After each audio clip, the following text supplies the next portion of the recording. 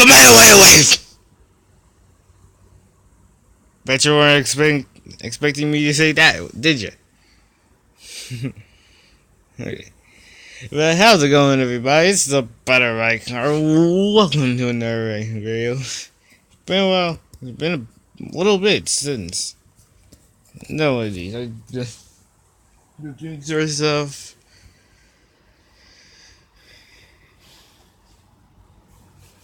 Everything else. Also waiting for the new tower defense game to come out. The Adventure Time version. Also, I think, judging by the trailer, I guess, that was, that you can find here on YouTube, it seems pretty interesting. Also, very unique. Wait, no.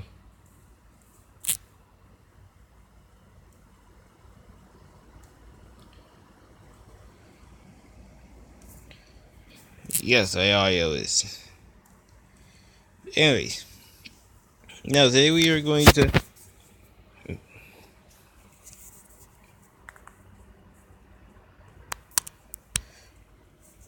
this Dragon Ball Z theory on what is the Dragon Ball Z Kamehameha wave, aka the Kamehameha wave, which is performed by certain characters when they go Super Saiyan. I'm pretty sure, I think some other characters, but I can't remember. I just remember Super Saiyans can do it. It's been a long time since I saw the show. The only one who I know who has been watching it is my dad. He is obsessed with the show. He's obsessed with Naruto. He's obsessed with Bleach. He's a very anime guy. But anyways, yeah, so we're going. So, yeah, but without further ado, let's get into this. This planet is still going to blow. The core has been completely disintegrated. 5 minutes. That's how long you have. And thus began the biggest lie in TV history. What?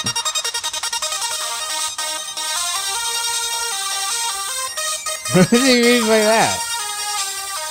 This is definitely Naruto. What the heck? Hello, Internet! Welcome to Film Theory. We're 10 episodes, 3 hours, and thousands of power levels later, Namek finally exploded. Over 9,000 power levels.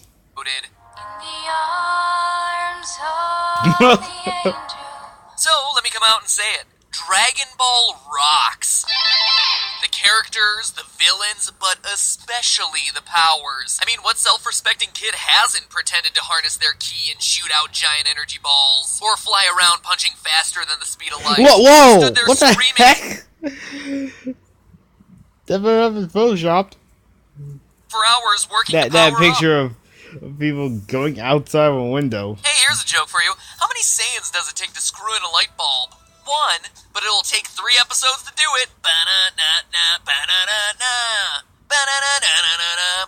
Now, if there's one attack that everyone associates with the series, it's Goku's famous Kamehameha wave, or Turtle Devastation wave, named after the Hawaiian king Kamehameha. The move is used by everyone from Master Roshi to Boo, and as such comes with a bunch of variations. So there are characters. But more often than not, it consists of the character gathering ki energy between their hands to form an energy ball that then gets blasted out in a beam towards your big bad with questionable gender. Hashtag love wins. And I have to say, since starting Game Theory 4 years ago, I have received so many emails, tweets, Facebook messages from you loyal theorists asking me to look into the physics of this attack to figure out how you can start blasting your best friend into your neighbor's backyard. And it was tough. I mean, really tough. I think you can go further than friends than your neighbor's yard. I think about halfway to the moon. Tough, actually. as what I found forced me to question some of my basic assumptions about how the universe works. And that's no joke, as there were a lot of revelations during the research for this one, but I think we've developed a pretty good theory about what's going on during these moves. So let's start with what we're given by the show. In the series, all these attacks are based on ki energy, life force energy that exists inside every living being, with the major focus being in the center of the body. That sounds familiar. By drawing it out, the user is able to manipulate it and use it outside the body, from forming protective ki barriers to creating ki balls and ki blasts to vaporize an opponent, until inevitably one cell of him manages to survive and he's able to completely regenerate even stronger than before. Here, have a sensu bean while you're at it, cause that makes a lot of sense. Super Saiyan? More like stupid Saiyan. Stupid sensu beans. Oh, all the world's existence hangs in the balance. Meh, I want a fair fight. Anyway, I would think that it'll come as no surprise to anyone to hear that Dragon Ball's ki is a direct reference to the real-life idea of ki, or chi, one of the foundational principles in Chinese medicines and martial arts. The word literally translates as breath, air, or gas, and is thought to be a life force or energy that exists in everything, just like it is in the show. I'm calling my lawyer. There's also the concept of chakras, centers of spiritual power throughout the body. So, chi in real life is a hard-to-define mental or spiritual energy that, when mastered, can heal the wounded, strengthen a fighter, even go so far as to give them Darth Vader Force-like powers. Similar to the show. Actually, you guys still hold this with them. But there's one big problem here. There's no good sources backing any of this up, whether you believe in chi energy or not. Most of the quote-unquote science conducted supporting chi was done by people with a firm belief in holistic medicine. So, definitely not the most impartial of judges. And neutral researchers, well, they're just not interested in testing videos of people rolling around like idiots. Or, should I say more importantly, the people with grant dollars aren't interested in funding that sort of research. Which means no scientists care. So that's a bummer, but of course we're not going to leave it at that. I am not going to let the scientific community's inability to test this stuff prevent me from shooting energy beams of light out of my hands. I mean, if he doesn't need funding to do it. Damn it. And as an aside here, can I just say how depressing it is to think that Krillin is one of the strongest human beings alive on that show? Ugh, that's a sobering thought. Anyway, we're gonna step in where science has failed and answer the true question these top research institutions should be looking at. How does a fictional character shoot a fictional wave of energy out of his hands? Well, to truly understand what's going on, we have to look at the wave's properties. And the first thing to note is that this isn't just an energy wave. You can't see energy. Energy is a property of a physical thing. Something physical has to possess that energy. If you need proof from the show, look at Gohan's Kamehameha wave pushing against cells near the end of that story arc. See how his ball of energy causes cells to collapse in on itself in response? It's like if I pushed on a piece of cellophane or Reynolds wrap. Clearly there's a lot of energy there, but it's being carried in a physical form. It is literally a form of matter. What's a matter? I don't know. What's a matter with you? Ha Groucho. Marx jokes aside, matter is anything that takes up space and has mass. I'm sure we've all learned the 3 states of matter, right? Solids, liquids, gases. Problem is, the Well, according to SML, there's another one. Black lives. I was like, instantly, I just stopped that joke. Kamehameha wave doesn't behave like Black lives do matter, but... So, what is it? Well, I hate to break it to you, but your 3rd grade science teacher has been a part of a lifelong conspiracy. A cover-up misleading generations of young students. There aren't just 3 states of matter. There's actually a 4th. Plasma. And it's that state of matter that unlocks all the secrets to Dragon Ball's energy blasts. In fact, let me tell you how big this lie you've been told actually is. Solids, liquids, and gases make up 1% of the universe. 1 measly percent. Matter in a state of plasma Get wrecked, science makes up the teachers. other 99% of the observable universe, which makes humans quite literally part of the 1%. So stop occupying Wall Street, you hippies. So why have elementary school science teachers hidden this fact from generations of kids? Well, 3rd grade is pretty early to be learning physical chemistry. Plus, plasma isn't something that we run into all that often on Earth. You're probably most familiar with it thanks to fluorescent light bulbs. What's lighting up in there? Plasma. Lightning?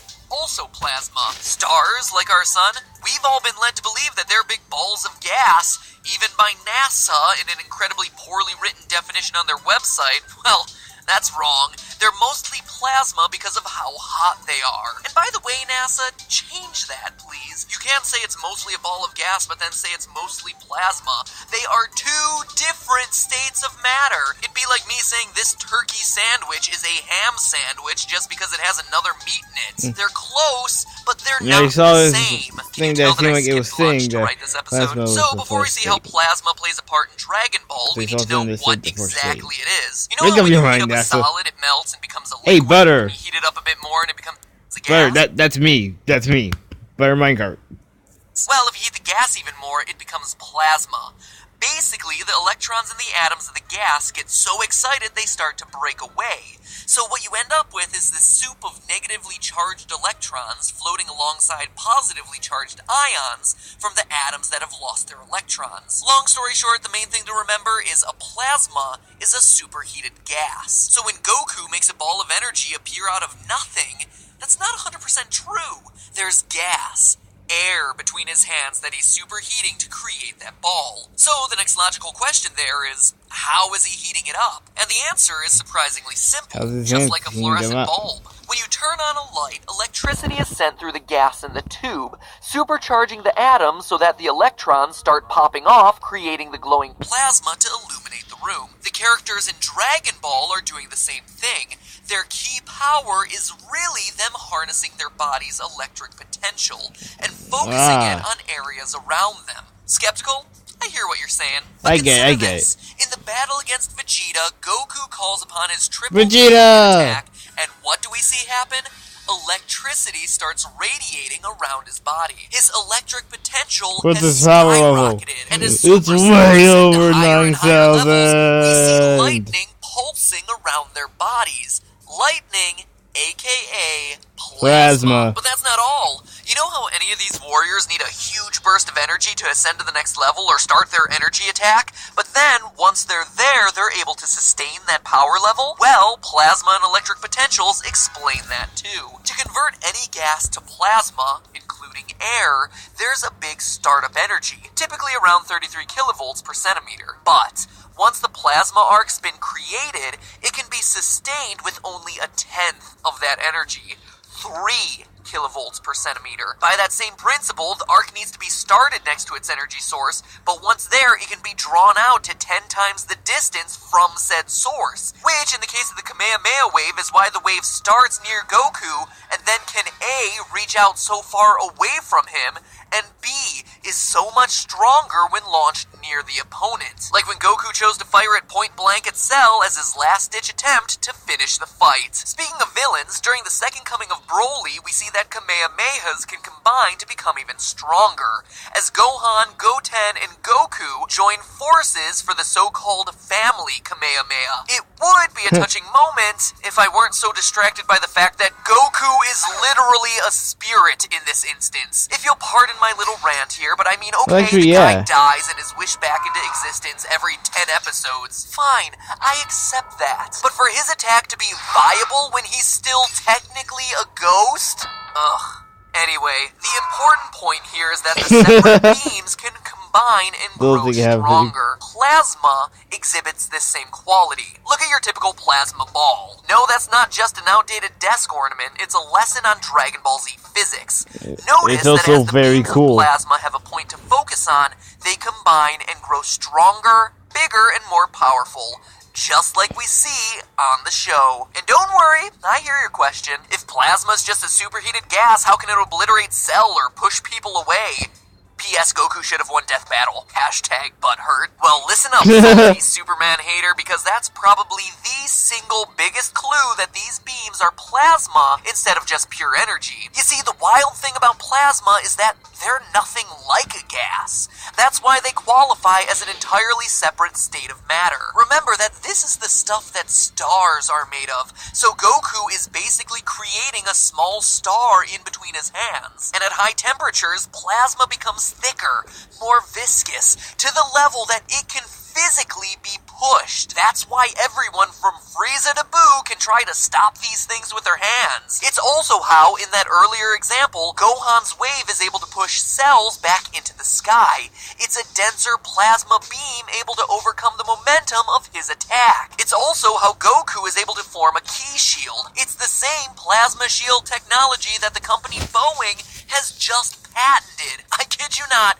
plasma shields are becoming a real thing. Truly, we live in the future. And you know how characters are always getting... What was this made? Just say it. This was made 3 years ago. 2015. Sorry. But, wow. into energy clashes with the two Those are, yeah, where are the flying cars? You got automatic cars. Whether it's Gohan Where are the versus Cell or hover cars? Goku versus Vegeta, beams colliding is a Actual staple of the hoverboards show, that go, like, with that flying and rounded everything. ball shape being iconic of these sorts of standoffs. Would one plasma beam be able to push against another? Well, yeah. yes. In real life, it's difficult to find examples that are nearly that spectacular or focused, but putting two plasma balls together and watching their beams strike each other, you see them pushing against one another, forcing into each other up and out until the connection is broken or they're too far away from their primary energy source. And then, what about that ball shape? Well, we can compare the beam collision to that of stars in outer space. Looking at their collision patterns, when two big balls of plasma combine at moderate to high speeds, they splash outward, like we see in the Goku-Vegeta battle. But they also fuse together, into a swirling mass of energy. Their magnetic fields reorganize into a ball shape before...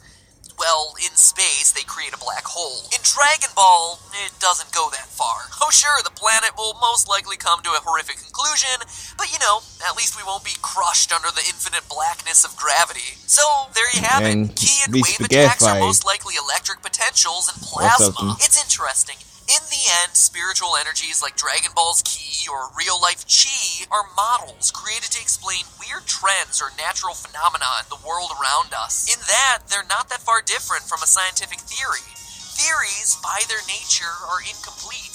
And you know what? Probably wrong in some ways. Sometimes in a lot of ways. But what they provide is a useful explanation for what we see, until we inevitably learn more and revise our theories to accommodate that new information. In this case, plasma and electric potentials work fairly well for a phenomenon we see throughout the series evolve, change, defy its own logic. Sorry, just theorizing about theorizing. I guess I should end on a joke now. Oh, I know. Dragon Ball GT. Ba-doom-ching. But hey, that's just a theory. A film theory. And cut. If I could summon Shenron... Well, that was very interesting. Yeah. At least... I hope you enjoyed this video. If you like to, of course, leave a like, subscribe to the Film Theories, subscribe if you're new, and I'll see you guys next time. Now I need to go practice so I can obliterate my enemies. See ya.